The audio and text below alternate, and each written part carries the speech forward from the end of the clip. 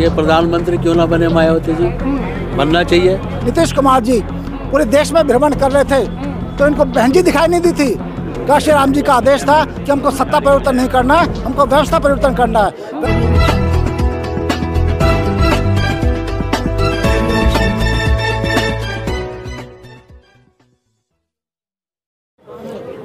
पिछली बार लोकसभा में शायद ही किसी अल्पसंख्यक विशेष मुस्लिम समाज के आदमी को भारतीय जनता पार्टी ने अपना लोकसभा का प्रत्याशी घोषित किया था। तो वो ये कहना टोटली गलत होगा कि सबका साथ, सबका विकास, सबकी बात, कुछ भी ऐसा नहीं है। ये उसके अगेंस्ट काम किया जा रहा है और इसको बहुजन समाज को समझना होगा, विशेषकर मुस्लिम समाज को और दलित समाज को। जब ये दो शक्तियाँ इस देश में आ जाएंगी तो हम, जैसे हमने उत्तर प्रदेश में 4 बार शासन लिया है, 4 बार शासन लिया है, 400 सीटों के लिए 4 बार शासन लिया है, हम आगे पूरे देश में शासन ला सकते हैं। और देखिए 4 बार शासन का परिणाम ये रहा कि आज 1000 वर्ष तक बहुजनों का जो राज है ना, उसकी जो सांकेतिक पहचान है, आप लखनऊ जाके देख लीजिए, अंबेडकर पार्क देख लीजिए, काशीराम पार्क देख लीजिए, बुद्ध उपवन देख लीजिए, और नोएडा में जो आपका सांस्कृतिक धरोहर है, राष्ट्रीय दलित चेतना स्थल, तो वो 1000 वर्ष तक कायम रहेगा। तो हम लोगों ने इतिहास रचा मुगल शासन के बाद, तो हमको यही काम करना है, बशर्ते कि हम लोग सबको अपने अंतर्विरोध, अपने अविश्वास खत्म हो जाएगा। नहीं, पासा कभी भी पलट सकता है, मैं आपको बता रहा हूँ, पासा कभी भी पलट सकता है। और जिस दिन ये बहुजन ठान लेगा उस दिन पासा जरूर पलटेगा। पासा कभी भी पलट सकता है, मैं आपको बता रहा हूँ, पासा कभी भी पलट सकता है। और जिस दिन ये बहुजन ठान लेगा उस दिन पासा जरूर पलटेगा। क्या लगता है कि अगर आपको दिल्ली की सत्ता पर पहुंचना है तो यूपी के रास्ते होकर आना पड़ता है, लेकिन वहाँ फिर लड़ाई त्रिकोणीय होगी, क्या होगा? बहन जी तो बार बार कह रही हैं कि हम तो अलग ही लड़ेंगे। देखिए, बहन जी के ऊपर ये आरोप बिल्कुल लगाया जाता है, तो मुझे समय दो। आरोप नहीं, वो कहती हैं। आरोप लगाने का आपका अधिकार है और बहुत से लोगों का अधिकार है, लेकिन मैं बता दूं, जब विपक्षी एकता मुहिम के सबसे बड़े सूत्रधार नीतीश कुमार जी पूरे देश में भ्रमण कर रहे थे तो इनको बहन जी दिखाई नहीं दी थी। कारण ये था कि ये अखिलेश यादव को साथ लेना चाहते थे और उन्होंने साफ ये संकेत दिया था कि या तो बहन जी उधर रहेंगे या अखिलेश रहेंगे। परिणाम ये रहा कि आज कहाँ पर है वो नीतीश कुमार जी, किसकी गोद में बैठे हुए हैं। तो इन्होंने गलत काम किया है, इन्होंने बहन जी को एक ऐसा गलत, उसको क्या बोलते हैं, उसको महत्व नहीं दिया, तो इसलिए वो अलग चुनाव लड़ रही हैं। और अलग चुनाव लड़ने में कोई हर्ज नहीं है, अलग चुनाव लड़े जाएगा और उत्तर प्रदेश की जनता इस बार अच्छा परिणाम देगी, मेरा पूरा विश्वास। आप एक तरफ कह रहे हैं कि बहन जी अकेले चुनाव लड़ रही हैं, अच्छा कर रही हैं, दूसरी तरफ ये कह रहे हैं कि 400 पार पहुंचने नहीं देंगे। कैसे दोनों चीजें कैसे हो पाएंगी? 400 पार तो देखो पहुंचने वाला है नहीं, क्योंकि वो सैचुरेशन पॉइंट पे आ गया है। मैं आपको बता दूं, राजस्थान, मध्य प्रदेश, गुजरात, बिहार, उत्तराखंड, सब जगह ये सबसे अपनी जो सब मैक्सिमम वोट है ना, जैसे राजस्थान में 25 भाजपा के पास है, मध्य प्रदेश में 29 वो भाजपा के पास है। अब मुझे बताओ, इससे आगे कहाँ जाएंगे आप? इससे आगे आप 303 तक भी नहीं पहुँच पाएंगे। और देखिए, मैं कह रहा हूँ, इंडिया गठबंधन बहुत अच्छा काम कर रही है, लेकिन वो दिखाई नहीं दे रहा है, क्योंकि मीडिया का आवरण इस देश में हम सब पे पड़ा हुआ है। जो एक गोदी मीडिया है, आपकी बात नहीं कर रहे हैं, आप तो देश में बहुत अच्छा काम कर रहे हैं। जो गोदी मीडिया है, उसका जो लहर है, उस पर सबसे बड़ा प्रहार करना होगा। और आप डेफिनेटली, मैं कह रहा हूँ कि ऐसा परिणाम नहीं आने वाला जैसी कल्पना जो भारतीय जनता पार्टी कर रही है। बहुत सारे लोग सवाल उठा रहे हैं कि बहन जी की राजनीति इस समय समझ नहीं आ रही है। राजनीति समझने की कोई आवश्यकता है नहीं, उनका बिल्कुल मकसद है कि इस देश में सत्ता परिवर्तन नहीं, व्यवस्था परिवर्तन है। काशी राम जी का आदेश था कि हमको सत्ता परिवर्तन नहीं करना है, हमको व्यवस्था परिवर्तन करना है। व्यवस्था परिवर्तन करने के लिए यदि हमें 2-4 बार हार का सामना करना पड़े तो हमको करना होगा। क्योंकि तो बीजेपी को रोकना है ना, हमने कोई ठेका नहीं ले रखा है कि बीजेपी को रोकेंगे। आप केजरीवाल साहब क्या कर रहे हैं? यहाँ दिल्ली का आयोग है क्या समझ में नहीं आता? दिल्ली के 30 लाख की आबादी को यहाँ बोर्ड का गठन है क्या? जो SST बोर्ड का माहौल बन रहा है, ग्राउंड पे माहौल ये बन रहा है कि धज्जियां उड़ाने के लिए केवल बीजेपी जिम्मेदार नहीं है, सारी सरकारें जिम्मेदार हैं। मैं केजरीवाल के बारे में बात कर लूँ, कम से कम 18 ऐसे मुद्दे हैं दलितों के जिस पर काम नहीं कर रही है। मुझे बताओ, बोर्ड का गठन क्यों नहीं किया 10 साल में? मुझे बताओ, दिल्ली SC/ST जो बोर्ड का गठन क्यों नहीं किया? आयोग का गठन क्यों नहीं किया? हमारे तीर्थ यात्रों पे आप 90 जो है ट्रेनें तीर्थ यात्रों को लेकर चले आते हैं, रामेश्वर जाते हैं, अयोध्या जाते हैं, लेकिन सारनाथ लेके गए, वाल्मीकि समाज को सबसे बड़ा मंदिर अमृतसर वहाँ नहीं लेके गए, रविदास जी का मंदिर है वाराणसी वहाँ नहीं लेके गए। आप ये बताइए, क्या कहेंगे जो कह रहे हैं कि बीएसपी जो है बीजेपी को फायदा पहुंचाने वाली है? देखिए ये भाषा तो वो लोग बोलेंगे जिनको बोलना होगा। ये क्या काशी राम जी को लोग हरा नहीं दिया था सहारनपुर से? सहारनपुर हमारा गढ़ है ना दलितों का, लेकिन काशी राम जी को हरा दिया था ना 1 लाख वोटों से। तो जिम्मेदारी कौन लेगा? और बाबा साहब को नहीं हरा दिया था क्या इस देश के हम लोगों ने? तो हम लोग कौन हैं, हम लोग को सोचना होगा। हम लोग कितना गलत काम कर बैठते हैं जाने अनजाने में, ये हमको सोचना होगा।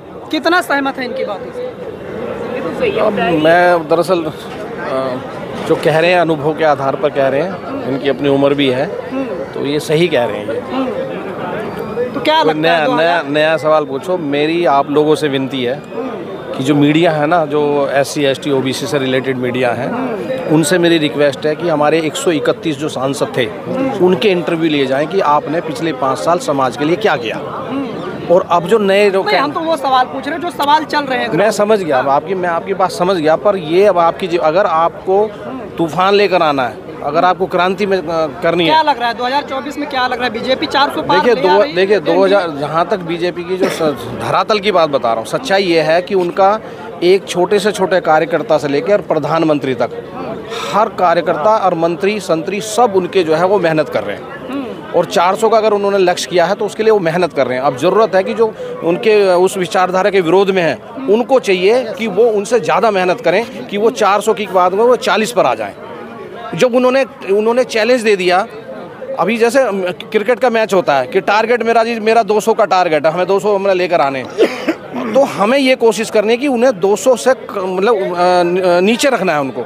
अगर 400 करा तो हम जो विरोधी विचारधारा के लोग हैं या वो हमारे विरोध में हैं, तो हमारी जिम्मेदारी बनती है कि वो 400 नहीं है, उन्हें 40 पर रोका जाए। इतनी मेहनत करनी चाहिए। और इसमें 40 पे रोका जाए, आपको क्या लगता है रोक पाएंगे 40 पे? किस पे? 40 पे कह रहे हैं, 400 नहीं 40 पे रोक। किसको? एनडीए को। एनडीए को देखो, अगर ईवीएम है हाँ, तो मुश्किल है। वहाँ देखिए, अगर ईवीएम है तो मुश्किल है, नहीं रोक पाएंगे। मुश्किल है, बताया ना। अगर ईवीएम है, ईवीएम से चुनाव को बैलेट से कराओ, 40 पे आ जाएगी। आ जाएगी। मुद्दे क्या रहने वाले हैं, क्या लगता है? मुद्दे एजुकेशन है, महंगाई है, बेरोजगारी है, और लूट है, चोरी है, झूठ है। तो इन सारे मुद्दों को लगता है जमीन पर शोर है इसका। हाँ, क्यों नहीं है? मैं जमीनी हूँ, मैं वोटर हूँ इंडिया का। मैं तो इलेक्शन कमीशन से रिक्वेस्ट करता हूँ और ये डिमांड भी रखता हूँ कि आप ईवीएम को जो है ना, ईवीएम हटाओ और आप जो है ना बैलेट पेपर से चुनाव कराओ। तो ये डिमांड तो पूरी कर सकता है ना हमारा इलेक्शन कमीशन।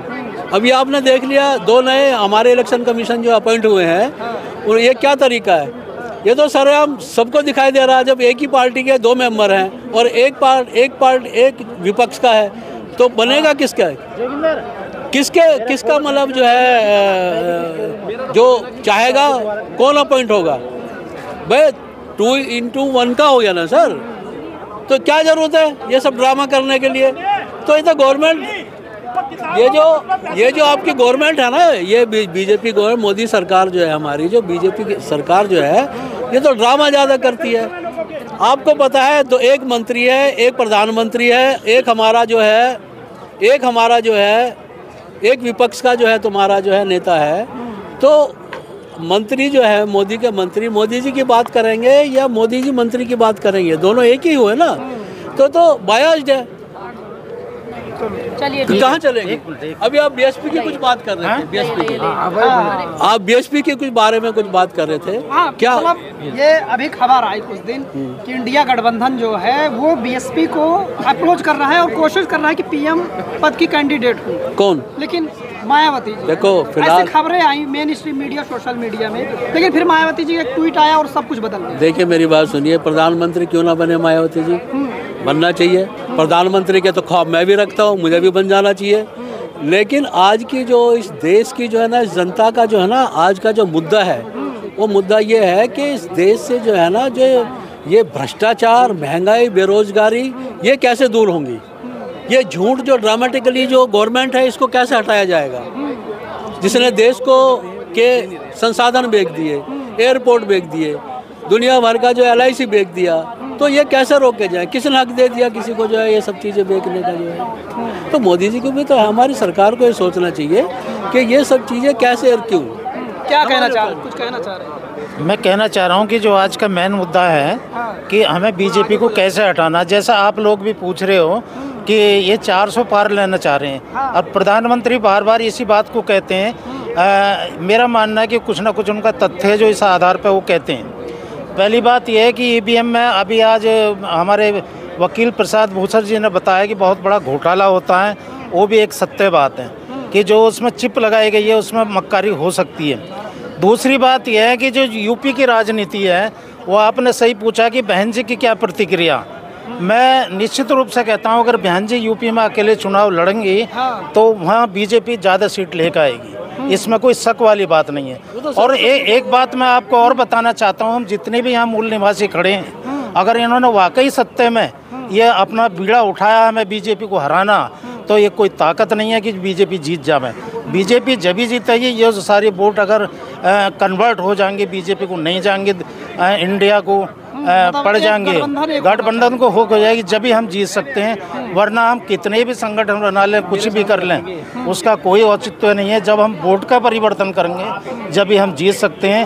क्यों हमारे बहुत सारे ऐसे नेता हैं जो आज भी बीजेपी के पीछे लगे हुए हैं। जब तक उनकी अकल में नहीं आएगी, जो हमारी वोट को काटते हैं, जब तक हम इस इलेक्शन को नहीं जीत सकते।